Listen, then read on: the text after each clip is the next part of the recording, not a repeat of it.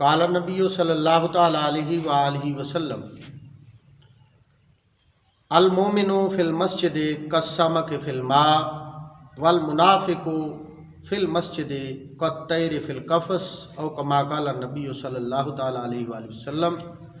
الصلاۃ والسلام علیک یا سیدی یا رسول اللہ وعلی آلک و اصحابک یا سیدی یا حبیب اللہ۔ حضرات ذی محتشم، میں نے آپ کے سامنے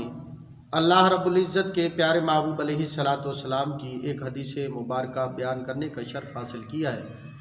جس میں اللہ کے رسول نے ارشاد فرمایا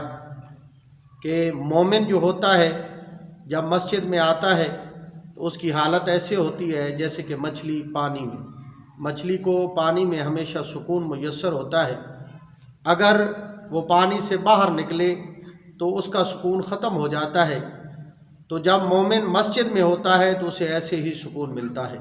اور اس کا دل اللہ کی طرف ہمیشہ مائل رہتا ہے اور اس کا دل اطمینان میں رہتا ہے۔ اور منافق کی مثال حضور علیہ الصلاۃ والسلام نے ان الفاظ سے بیان فرمائی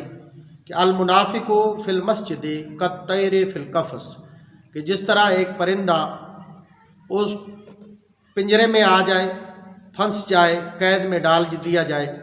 تو اس کی حالت بڑی غیر ہوتی ہے، وہ پریشان حال ہوتا ہے، اس کی طبیعت اس میں بھوچال آ چکا ہوتا ہے۔ تو اسی طرح منافق جب مسجد میں آتا ہے تو اس کی حالت بھی کچھ ایسے ہوتی ہے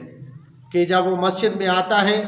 تو جلدی جلدی نماز پڑھنے کی کوشش کرتا ہے اور جلدی جلدی مسجد سے نکلنے کی کوشش کرتا ہے۔